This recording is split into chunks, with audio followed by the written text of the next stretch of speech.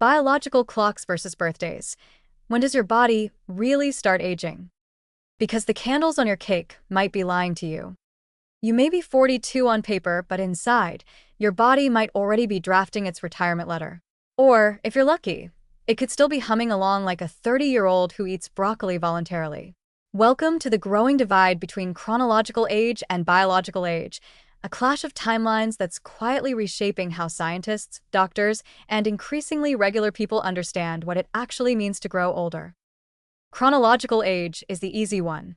It's your age in years, counted reliably from your birth date, marked by birthday cake and occasional existential dread. It tells you when you can rent a car, qualify for Medicare, or justify using the phrase "back in my day." But chronological age doesn't tell you how your body is doing. It doesn't reveal whether your arteries are stiffening like overcooked pasta, your telomeres are fraying like shoelaces from 1998, or your immune system is still showing up to work. Biological age, on the other hand, is your body's internal clock, measured not by time, but by function. It reflects how well your cells are keeping up with damage, how much inflammation is bubbling beneath the surface, and how gracefully or chaotically your systems are handling stress, toxins, sleep deprivation, and all the other joys of modern life. And here's the unsettling truth: the two often don't match.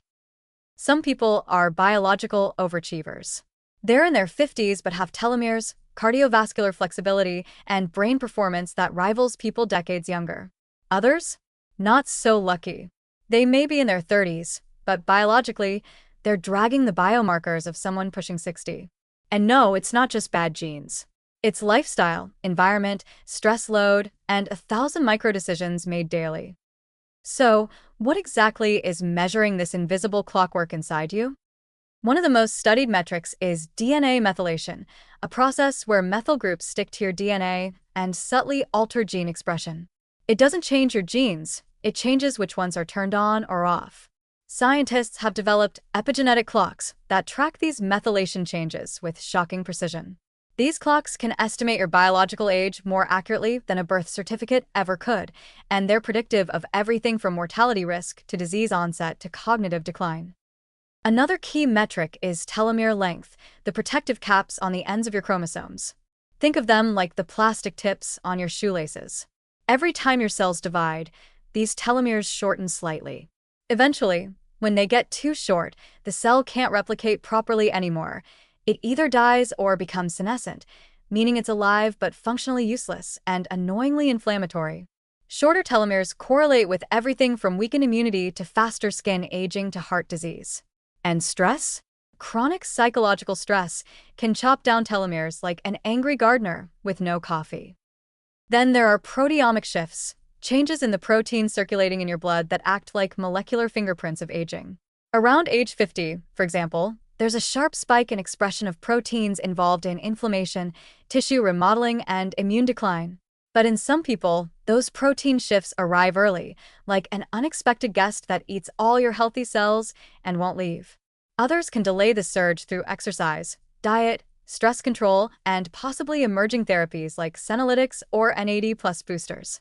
The point is, protein level change is happening in real time, whether or not your mirror has caught up. What does this all mean practically? It means aging isn't a straight line. It's a winding path with forks, detours, and cliff edges, some of which are avoidable.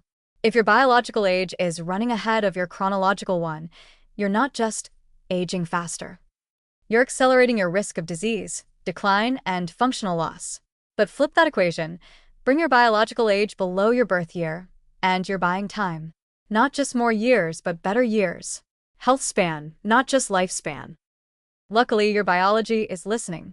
Exercise isn't just making your pants fit, it's literally reversing methylation markers.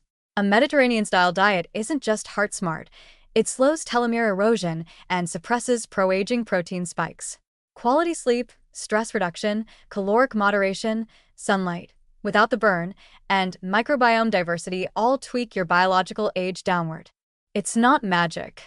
It's molecular self-defense. And then there's the wild card: emerging longevity tech. Personalized epigenetic testing is now available to consumers, offering a glimpse into your true age at the cellular level. Anti-aging compounds like NMN, resveratrol, or metformin are being explored for their impact on these biomarkers. We're on the edge of a future where you could tune your biological age like a thermostat.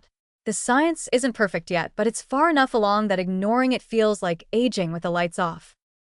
So yes, birthdays are real, but they're lousy predictors of how well your body is holding up. If you want the truth, look deeper. Because your biological clock is ticking too, but unlike your chronological one, you can slow it down.